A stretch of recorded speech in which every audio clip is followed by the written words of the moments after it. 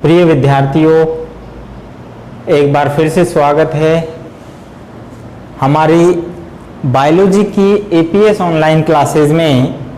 हमने पिछली वीडियो में, चूंकि वीडियो बड़ा था इसलिए मानव कण की संरचना के बारे में पढ़ रहे थे।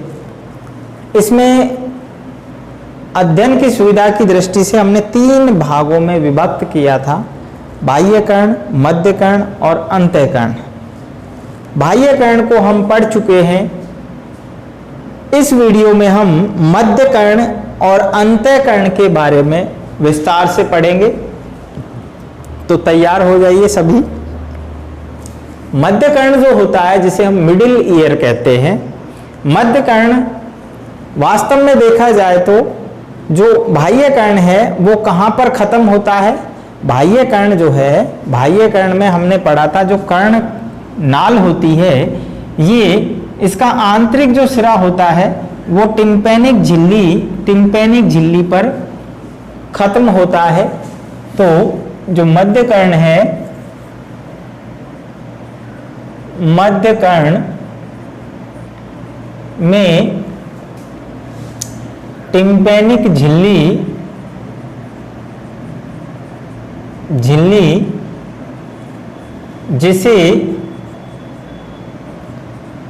जिसे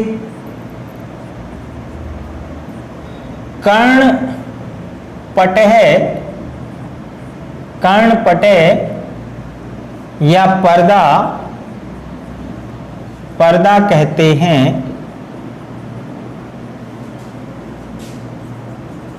वहां से शुरू होता है। आप ये देख रहे हैं कर्णपटह। कर्णपटह क्या है? ये सबसे इंपॉर्टेंट जो है ऑर्गन है हमारे कान के अंदर, जो एक पर्दे की तरह होता है। जैसे ढोलक के ऊपर एक पर्दा मंडा होता है, ठीक उसी प्रकार यहाँ पर टिम्पैनिक झिल्ली होती है, जो बाह्य कर्णकुहर के अंतिम भाग पर स्थित होती है। तो इसे भी मध्य कण का ही हिस्सा माना जाता है। इसके बाद हम बात करते हैं जो मध्य कर्ण होता है, मिडिल ईयर। ये एक यहाँ पर कैविटी जो है, मध्य कर्ण की गुहा जो होती है उसके अंदर स्थित होता है। और ये जो गुहा है यहाँ पर वायु भरी होती है। क्या भरी होती है? मध्य कर्ण गुहा में वायु भरी होती है। वायु भरी होती है। और यहाँ से आप देख रहे हैं एक मध्य भाग से इसकी जो मध्य कर्ण की गुहा है, ये मध्य कर्ण है। यहाँ से आपको नजर आ रहा है, ये मध्य कर्ण है जिसमें 3 अस्थियां हैं और जिन्हें एयर ऑसाइकल कहते हैं। और यहाँ से मध्य से एक पतली सक्रिय नलिका निकल रही है। देखो ये हमने दिखाया पतली सक्रिय नलिका, दैट इज यूस्टेकियन नलिका। तो ये इसका महत्वपूर्ण जो है रोल है। ये क्वेश्चन से पूछे जाते हैं बार बार इससे संबंधित। तो यहाँ जो मध्य भाग से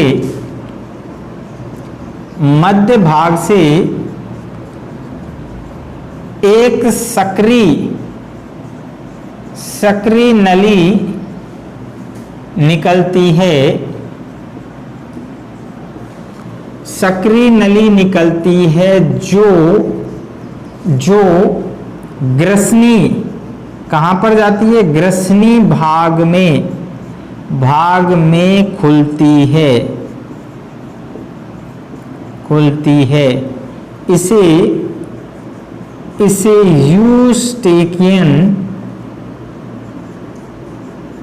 यूस्टेकियन नलिका,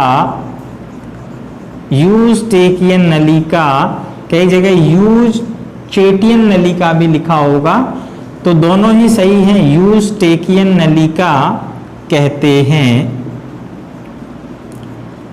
तो भाई ये यूस्टेकियन नलिका जो है, इसका क्या महत्व है, यहाँ भी हम साथ साथ में इसको पढ़ लेते हैं। तो देखिए ये जो यूस्टेकियन नलिका नजर आ रही है, आप यहाँ देख सकते हैं ये जो हिस्सा है ये यहाँ पर ग्रसनी आ जाती है। ये क्या है? ग्रसनी। ये ग्रसनी वाला भाग है, यहाँ ग्रसनी है अर्थात मुख वाला हिस्सा। तो यहाँ से कान मध्य कर्ण से एक सक्रिय नलिका जाती है, इधर भी और इधर भी, और यही नलिका मुख से कर्ण को कनेक्ट करती है। तो एक तो यहाँ पर कई बार आपने देखा होगा कि हम जो कान में कई बार दवा डाली जाती है तो वो मुख में आ जाती है, आंख में डालते हैं तो भी मुख में आती है। तो इन सभी की जो है आपस में जुड़े होते हैं तीनों ऑर्गन। तो यहाँ मुख से जो कान है मध्य कर्ण, वहां से एक पतली नलिका निकल रही है, यूस्टेकियन नलिका, जो इसको कनेक्ट करती है मुख वाले भाग को, जिसे ग्रसनी कहते हैं। और यह नलिका सबसे जरूरी काम होता है जो वायु दाब संतुलन। क्या काम करेगी? यह वायु दाब संतुलन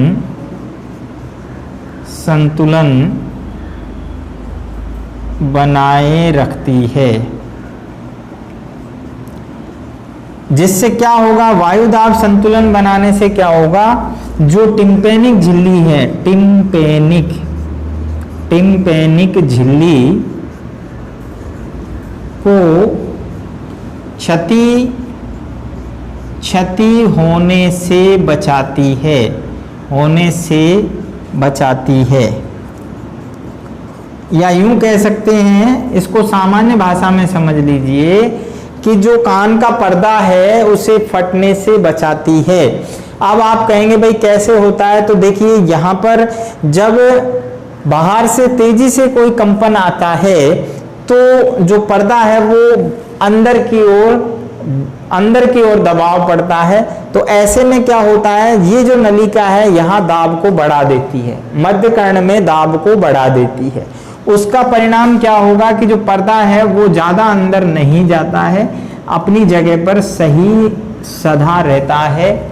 ठीक उसी प्रकार जब यहाँ से वायु दाब अधिक होता है तो ये इधर से वायु दाब को नियमित करती है। अर्थात हम ये कह सकते हैं कि जो यूस्टेकियन नलिका है वो मुख के माध्यम से वायु का दाब जो है वो नियमित करती है कर्ण के अंदर, जिससे कर्ण पटल, जिसे टिम्पैनिक झिल्ली कहते हैं, वो उस पर दाब जो है वो संतुलित रहता है। कई बार आपने देखा होगा कि बच्चों के या किसी के भी यहाँ से अगर हम कान पे जोर से मारते हैं तो वो अंदर कान को क्षति पहुंचा सकता है, पर्दे को। इसलिए कभी भी किसी भी बच्चे को आप कहीं पर भी यहाँ से कान पर नहीं मारेंगे, उससे कान का पर्दा फट सकता है, क्योंकि अचानक से दाब पड़ेगा इस पे। अगर मुख को अगर हम खुला रखते हैं तो हो सकता है कि वो दाब जो है नियमित हो जाए, लेकिन इस प्रकार से क्षति होने के चांस रहते हैं। ठीक इसी प्रकार यहाँ पर एक और क्वेश्चन पूछा जाता है कॉम्पिटिटिव एग्जाम में कि जब आपको एरोप्लेन में मान लो कभी यात्रा करते हैं, तो जब एरोप्लेन टेक ऑफ होता है, जब वो नीचे से आसमान में तेजी से उड़ने लगता है तो वायु दाब कम होता है, और जब वायु दाब कम होता है तो कान के अंदर जो है हमारा जो पर्दा है वो क्षतिग्रस्त हो सकता है, अचानक से सुनना बंद हो सकता है। ऐसे में यात्रियों को कुछ मुंह में चबाने के लिए दिया जाता है। तो वो चबाने के लिए या तो च्युइंगम हो या टॉफी हो या चॉकलेट हो, क्यों दी जाती है? उसके पीछे रीजन ये है कि जब आप मुंह से स्वेलिंग करेंगे, उसको चबाएंगे, तो ग्रसनी वाले भाग से जब उसको आप चबाएंगे तो वायु दाब जो है वहां से यूस्टेकियन नलिका के द्वारा संतुलित हो जाता है। क्योंकि जब आप मुख को बंद रखेंगे तो वायु दाब संतुलित नहीं होगा। तो इस प्रकार जो है यूस्टेकियन नलिका जो है वो वायु दाब संतुलन बनाने का काम करती है।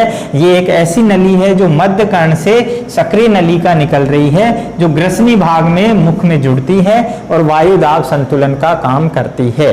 इसके बाद सबसे जरूरी जो चीज है मध्य कर्ण में जो भाग है वो है मध्य कर्ण अस्थियां। अगला पॉइंट जो है मध्य कर्ण में 3 मध्य कर्ण अस्थियां जिन्हें ईयर ओसाइकल कहते हैं,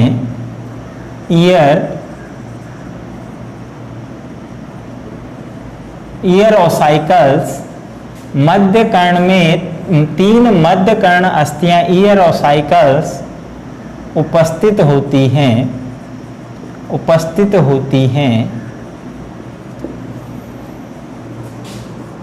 कौन कौन सी हैं भाई? सबसे पहली जो है, यहां पर आपको तीनों का नाम याद रखना है।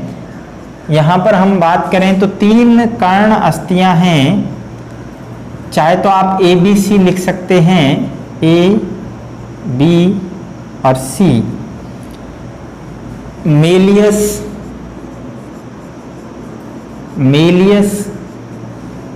दूसरी है इनकस, तीसरी है स्टेपीज,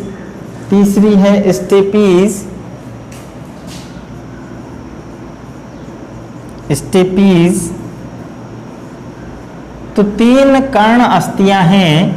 मेलियस को देखो हम एम से रिप्रेजेंट कर सकते हैं, इनकस को आई से और स्टेपीज को एस से रिप्रेजेंट कर सकते हैं।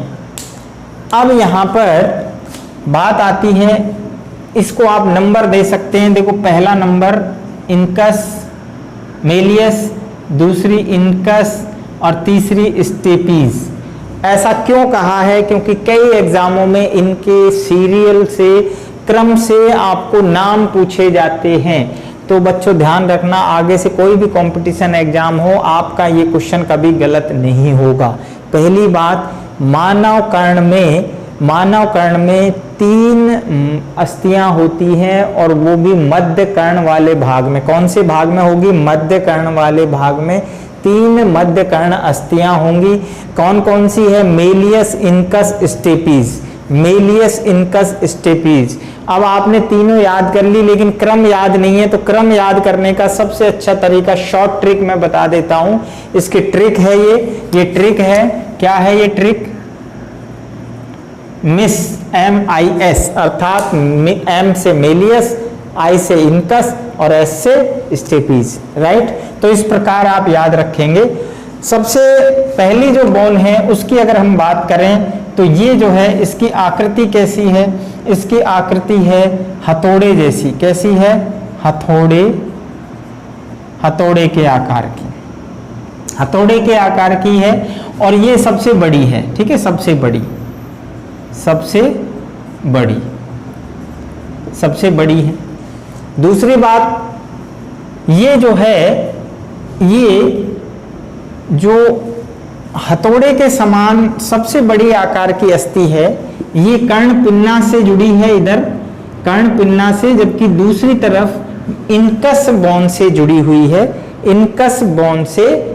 हुई है, ये जो है, ये जो हम बात कर रहे हैं तीनों अस्थियों की, ये दरअसल में जबड़े की अस्थियों की रूपांतरित अस्थियां होती हैं। ये जबड़े की अस्थियों की रूपांतरित अस्थियां हैं, जिसमें हम बात करें तो जो सबसे बड़ी अस्थि है वो ऑर्टिकुलर, जबड़े की ऑर्टिकुलर अस्थि की रूपांतरित होती है।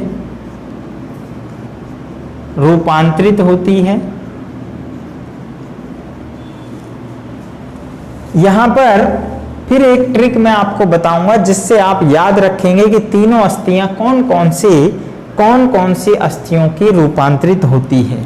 दूसरी अस्थि की जब हम बात करते हैं, इनकस जो होती है, ये निहाई के आकार की होती है। कैसी होती है?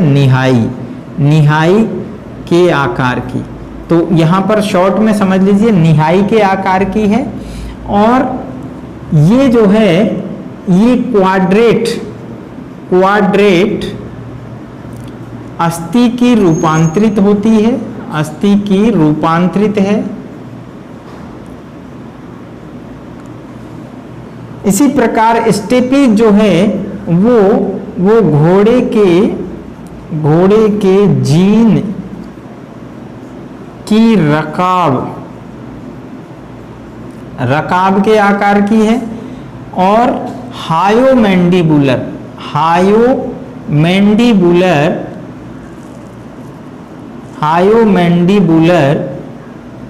अस्थि की रूपांतरित है, हायोमैंडिबुलर अस्थि की। अब यहां पर आप देखिए ये ऑर्टिकुलर अस्थि की रूपांतरित है तो इसको हम कहेंगे ए, ये क्वाड्रेट अस्थि की है तो इसको हम कहेंगे क्यू, ये हायोमैंडिबुलर है तो इसे हम कहेंगे एच। तो इसको आप इस प्रकार कह सकते हैं कि MIS, तो ये M जो है AQH, malleus, M for malleus, A for articular, I for incus, Q for quadrate. तो मेलियस जो अस्थि है वो ऑर्टिकुलर अस्थि की रूपांतरित अस्थि है, जबड़े में होती है ऑर्टिकुलर अस्थि, उसकी रूपांतरित अस्थि है। इसी प्रकार इनकस जो है वो क्वाड्रेट अस्थि की रूपांतरित है। इसी प्रकार स्टेपीज जो है वो घोड़े के जीन के रकाब की जैसी है। और हायोमैंडिबुलर, H फॉर हायोमैंडिबुलर। तो इस प्रकार आप याद रखेंगे मेस और AQH। हथौड़े के आकार की जो है मेलियस वो सबसे बड़ी अस्थि है, ध्यान रखना कर्ण अस्थियों में सबसे बड़ी है। और ये जो है ये क्या करती है, ये आगे से जो है इनकस से जुड़ी है, जबकि पीछे की तरफ आप देख रहे हैं कि टिम्पैनिक झिल्ली से जुड़ी है। इसी प्रकार इनकस जो है ये निहाई के आकार की है, इसको मुग्दर आकार भी कहते हैं, मुग्दर आकार। मुग्दर होता है ना, मुग्दर एक्सरसाइज करने का, तो मुग्दर के आकार की होती है, ठीक है, मुग्दर के आकार की, मुग्दर होता है, मुग्दर के आकार की होती है, क्वाड्रेट अस्थि की रूपांतरित है। और जो है सबसे छोटी अस्थि जो होती है शरीर की, सबसे छोटी अस्थि, इसे हम कहते हैं स्टेपीज। यहाँ पर आप नोट कर लें अच्छी तरह से, यह शरीर की सबसे छोटी बोन होती है, सबसे छोटी अस्थि होती है। It is the very smallest bone of our body, जो कि स्टेपीज है। और ये घोड़े के जीन की रकाब, आप देख सकते हैं घोड़े पर जब हम बैठते हैं या जो घुड़सवार बैठता है उसकी आपने बनावट देखी होगी, इस प्रकार की होती है। तो इसको कहा है घोड़े के जीन की रकाब के समान। आप देख सकते हैं, ये देखिए यहाँ से इस प्रकार लगी हुई है, तो ये घोड़े के जीन की रकाब के समान है, जो कि क्या कहला रही है, स्टेपीज कहलाती है, ठीक है, स्टेपीज। तो ये सबसे छोटी अस्थियां हमारे शरीर की, ये आपको ध्यान रखना है। अब बात आती है ये जो कर्ण अस्थियां हैं इनका रोल क्या है। इनका रोल ये है भाई, ध्वनि तरंगों की आवृत्ति बढ़ाना, ध्वनि तरंगों की आवृत्ति को बढ़ाना। ध्वनि तरंगे जो होती हैं वो जब कर्ण पिन्ना से होकर गुजरती है, कर्ण पिन्ना से जब गुजरती है कर्ण नाल से होते हुए, तो यहाँ पर आकर ये तेजी से इनके कंपनों को बढ़ा देती है। और बढ़ाने के बाद मध्य कर्ण में, अंतः कर्ण में, कौन से कर्ण में जा रही है, यहाँ से अंतः कर्ण में भेज देती है। कहाँ पर भेज देती है, अंतः कर्ण में भेज देती है। इसके अलावा यहाँ पर 2 छिद्र पाए जाते हैं, मध्य कर्ण में 2 छिद्र पाए जाते हैं, मध्य कर्ण में 2 छिद्र पाए जाते हैं। उन छिद्रों की भी बात कर लेते हैं। मध्य कर्ण में 2 छिद्र होते हैं। छिद्र क्या है, देखो पहला छिद्र जो है वो कहलाता है, ये जो ऊपर वाला हमने दिखाया है, और एक ये नीचे वाला छिद्र। तो ऊपर वाला जो छिद्र है वो कहलाता है फेनिस्ट्रा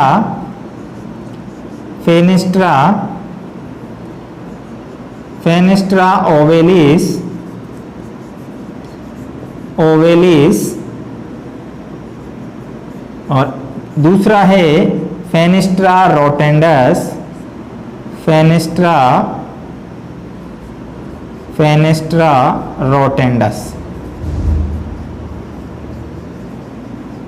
फेनेस्ट्रा रोटेंडस। समझ लीजिए फेनेस्ट्रा ओवेलिस जो है ये जो है अंडाकार होता है। कैसा होता है? अंडाकार, ठीक है। और ये वही ढोलक के तरह बने होते हैं, इसमें जैसे ढोलक के ऊपर पर्दा मंडा होता है ऐसे ही ये इस प्रकार आप देख रहे हैं इस पर पर्दा मंडा होता है, तो ये कहलाता है फेनेस्ट्रा ओवेलिस, फेनेस्ट्रा ओवेलिस।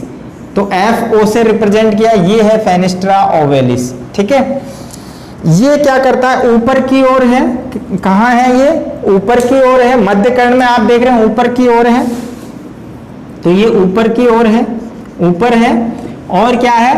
ये अंडाकार है। कैसा है? अंडाकार, इसीलिए इसको अंडाकार, अंडाकार गवाक्ष कहते हैं,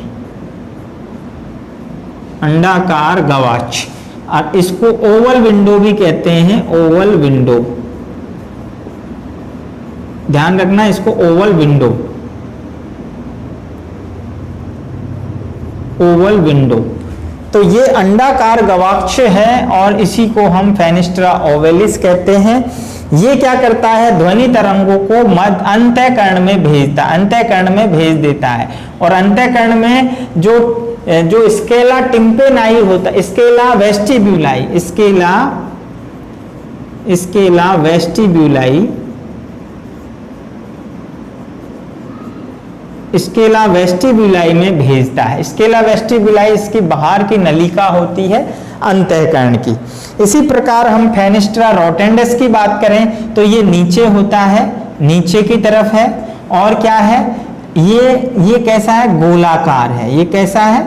इसको हम वृत्ताकार भी कह देते हैं, वृत्ताकार, वृत्ताकार। तो गोलाकार नहीं कहकर वृत्ताकार, ये नीचे की तरफ है, ये देखिए यहाँ नीचे की तरफ होता है, वृत्ताकार है। और इसी को हम क्या कहते हैं? ये जो है ओवल, ऊपर वाला ओवल विंडो है, इसी प्रकार ये कहलाता है राउंड विंडो। इसे क्या कहते हैं? राउंड विंडो कहते हैं। जैसे खिड़की होती है ना, उसकी तरह नाम दिया है राउंड विंडो। तो ये तो अंदर ध्वनि तरंगों को यानी अंतःकरण में ले जाता है, जबकि यहाँ से जो है ध्वनि तरंगे बिल्कुल बंद हो जाती हैं, ये रोक के रखता है अंतःकरण में ही, फिर कॉक्लिया के अंदर चली जाती हैं। तो इस प्रकार यहाँ पर फेनेस्ट्रा ओवेलिस और फेनेस्ट्रा रोटेंडस दो जो है दो छिद्र होते हैं ढोलक की तरह मंडे हुए, जो कि मध्य कर्ण के अंदर पाए जाते हैं। इसके बाद हम बात करते हैं अंतःकरण की, अंतःकरण की।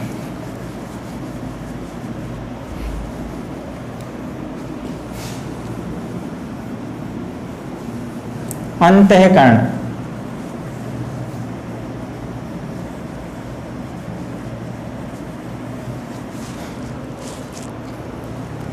तो तीसरा जो हमारा पार्ट है वो है अंतःकरण, अंतःकरण। इसको हम कहते हैं इंटरनल ईयर, इंटरनल ईयर। तो भाई हमारा जो कर्ण का आंतरिक भाग है वो यहाँ से अब आपको नजर आ रहा है, काफी कई भाग हैं इसके अंदर। तो अंतःकरण जो होता है वो दरअसल में कोमल भाग है, सबसे कोमल भाग है। इसका जो पहला पॉइंट होगा वो क्या होगा? यह है सबसे कोमल, सबसे कोमल भाग है और अर्ध पारदर्शी भी होता है ये, ठीक है।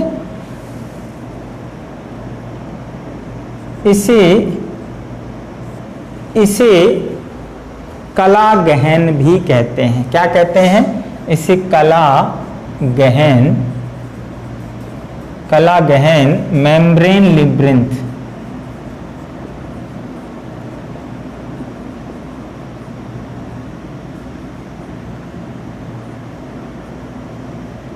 इसे मेम्ब्रेन लिब्रेंथ अर्थात कला गहन भी कहते हैं, कला गहन कहते हैं।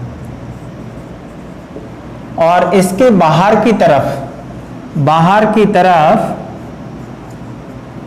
अस्थि गहन, अस्थि गहन, अस्थि गहन, अस्थि का खोल पाया जाता है,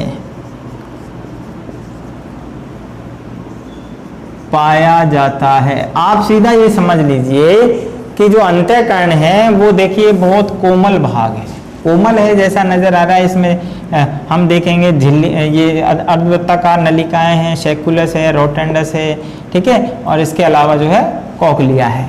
तो ये एक दरअसल में कुंडलित भी है और कोमल भाग भी है, और ये जो है अर्ध पारदर्शी भी होता है। और यहाँ पर इसे हम कला गहन कहते हैं, कला गहन यानी एक प्रकार से झिल्लियों से बना है। तो कला गहन के बाहर की तरफ जो है कठोर आवरण अस्थि होती है, उसको हम अस्थि गहन कह देते हैं, ठीक है। तो कला गहन के ऊपर क्या होता है, अस्थि गहन के अस्थि का खोल होता है। अब बात करते हैं कि आखिर इसमें कौन कौन से भाग हैं। तो ध्यान रखना, अंतःकरण जो है, अंतःकरण है उसमें 4 भाग होते हैं। अंतःकरण में कितने भाग होते हैं? अंतःकरण में मुख्यतः 4 भाग होते हैं। कौन कौन से भाग हैं वो भाई देखो, सबसे पहले हम बात करते हैं यूट्रिकुलस। यूट्रिकुलस, एक होता है सेक्युलस, सेक्युलस अर्धवृत्ताकार नलिकाएं, अर्धवृत्ताकार नलिकाएं एवं कॉकलिया, कॉकलिया जिसे कर्णावृत्त भी कहते हैं। तो इस प्रकार 4 भाग हो गए, यूट्रिकुलस, सेक्युलस, अर्धवृत्ताकार नलिकाएं और कॉकलिया। एक बार यहां मैं पोजीशन बता देता हूं आपको। अंतःकरण जो है वो यहां से आप देख रहे हैं, अंतःकरण में सबसे ये बड़ा भाग है, ये थैलेनुमा भाग है। यूट्रिकुलस क्या है, यहां पर यूट्रिकुलस की बात करें हम, सबसे पहले हम ले लेते हैं यूट्रिकुलस। यूट्रिकुलस क्या है? यूट्रिकुलस जो है वो क्या है, बड़ा भाग है, बड़ा, और कैसा है, थैलेनुमा है, थैलेनुमा, ठीक है, बड़ा भाग है, थैलेनुमा है। और इसके सिरे पर आप देख रहे हैं ऊपर की ओर अर्धवृत्ताकार नलिकाएं जुड़ी होती हैं, अर्धवृत्ताकार नलिकाएं जुड़ी होती हैं, और नीचे की तरफ एक छोटा थैलेनुमा भाग होता है जो कि क्या कहलाता है, वो कहलाता है सेक्युलस, ठीक है। छोटा भाग क्या कहलाता है, सेक्युलस, सेक्युलस, ये छोटा भाग है, ठीक है, छोटा भाग। सेक्युलस जो है, सेक्युलस से नीचे कर्णावृत्त जुड़ा होता है। जो यूट्रिकुलस है उसके ऊपर क्या होती है, अर्धवृत्ताकार नलिकाएं। अर्धवृत्ताकार नलिकाओं की जब हम बात करें, वृत्ताकार नलिकाएं, अर्धवृत्ताकार नलिकाएं 3 होती हैं, 3। अर्धवृत्ताकार का मतलब ये देखो आधे वृत्त में है, पूरी नहीं है, आधे वृत्त में। तीसरी जो होती है वो हमें दिखाई नहीं दे रही, वो इनके समकोण पर होती है। तो यहां आप देख रहे हैं कि 3 होती हैं। स्थिति के आधार पर अगर हम बात करें, स्थिति के आधार पर इनके नाम है बाह्य, ठीक है, बाह्य, अंतः और मध्य वृत्ताकार, ठीक है, वृत्ताकार नलिकाएं। तो इस प्रकार 3 जो हैं ये नलिकाएं होती हैं जो कि अपने आप में एक दूसरे के समकोण पर हैं, और इनके जो सिरे भाग होते हैं वो फूले हुए होते हैं, उनको एम्पूला कहते हैं। और इनके अंदर एंडोलिम्फ भरा होता है। क्या भरा होता है? एंडोलिम्फ भरा होता है, एंडोलिम्फ लिम्फ। और ये एंडोलिम्फ है, इसमें विशेष प्रकार के कैल्शियम के कण होते हैं और वो इस प्रकार इसमें घूमते रहते हैं, जिसके कारण जो है शरीर का संतुलन बनाने में मदद होती है। तो शरीर का संतुलन बनाने में कर्ण का कौन सा भाग काम करेगा? अर्धवृत्ताकार नलिकाएं, ध्यान रखना, अर्धवृत्ताकार नलिकाएं, जो कि अंतःकर्ण का भाग है। इसके बाद हम बात करें तो सेक्युलस के पीछे की तरफ कॉक्लिया होता है। जो चौथा पार्ट है वो है कॉक्लिया, दैट इज कर्णावृत्त। इस कॉक्लिया को ही हम कर्णावृत्त भी कहते हैं। क्या कहते हैं? कर्णावृत्त। कर्णावृत्त। तो ध्यान रखना, ये जो कर्णावृत्त है ये एक कुंडलित नलिका है। कितनी कुंडलित है ये? मानव की अगर हम बात करें तो मानव में भाई ये 2 से 3/4 कुंडलन, 2 से 3/4 कुंडलन होता है। किसमें है ये कुंडलन? ये कॉक्लिया में है। अर्थात यहाँ पर 2 कुंडलन तो पूरे हो गए और तीसरा कुंडलन जो है वो 3/4, अर्थात सामान्य भाषा में हम ये कहें तो 3.25 कुंडलन होते हैं। और ये जैसे घोंगे के अंदर हम पढ़ते हैं पाइला में जो कॉइलिंग होती है, गैस्ट्रोपोडा में ऐसी यहाँ पर कॉइल होती है और ये अंदर नलिकाएं होती हैं। दरअसल में कुंडलित लचीली नलिकाएं हैं, कोमल नलिकाएं हैं, वो आपस में 2 से 3/4 कुंडलन ले लेती हैं। इसी को हम कॉक्लिया कहते हैं, जिसकी हम आगे विस्तार से अलग वीडियो बनाएंगे। कॉक्लिया की संरचना का क्वेश्चन अपने माध्यमिक शिक्षा बोर्ड में कई बार पूछा गया है, तो उसके लिए हम अलग से वीडियो बनाएंगे जिसमें हम बताएंगे इसमें कौन कौन सी नलियां जो है किस प्रकार उनमें क्या कौन कौन से द्रव भरे होते हैं। तो इस प्रकार जो सुनने में मुख्य भूमिका होती है वो यहाँ से होगी, क्योंकि ये यहाँ पर जो है आवाज को घुमाते हुए गूंजते हुए ये तंत्रिकाएं होती हैं, यहाँ पर कॉक्लियरी नर्व, और इधर से प्रधान तंत्रिका जो है, दोनों मिलकर श्रवण तंत्रिका, जिसे हम ऑडिटरी नर्व कहते हैं। ये ऑडिटरी नर्व जो है मस्तिष्क के अंदर जो हमारे जो टेम्पोरल लोब होती है वहां जाकर हमें सूचनाओं की जो है आभास कराती हैं और मस्तिष्क उससे हम सुन पाते हैं, मस्तिष्क जो है ध्वनि तरंगों को सुन पाता है। तो इस प्रकार जो है हमने देखा कि जो मानव कर्ण है उसमें 3 अलग अलग पार्ट थे, जिसमें हमने मध्य कर्ण और अंतःकर्ण को इस वीडियो में विस्तार से समझा है। मध्य कर्ण जो होता है एक बार फिर बताते हैं, उसमें जो है बीच में होता है ये अंतःकर्ण और बाह्य कर्ण के बीच में, और यहाँ पर 3 जो है मध्य कर्ण अस्थियां होती है, मेलियस, इनकस, स्टेपी, जिसको मिस MIS से याद रखेंगे। और ये जो है हमने बताया कौन कौन सी अस्थियों की जो है रूपांतरित होती है, ये आपको याद रखना है ट्रिक से। और ये यहाँ पर यूस्टेकियन नलिका जो है ग्रसनी से जुड़ी होती है और संतुलन का काम करती है, वायुदाब संतुलन। और अंतःकर्ण के अंदर 4 भाग बताए थे, यूट्रिकुलस, सेक्युलस, अर्धवृत्ताकार नलिकाएं और कॉक्लिया, कर्णावृत्त। तो इस प्रकार हम जो है नेक्स्ट वीडियो में देखेंगे कि कर्णावृत्त की स्ट्रक्चर क्या होती है और ये कैसे काम करता है। तो देखते रहिए लगातार APS ऑनलाइन क्लासेस। मिलते हैं नेक्स्ट वीडियो में, तब तक के लिए धन्यवाद।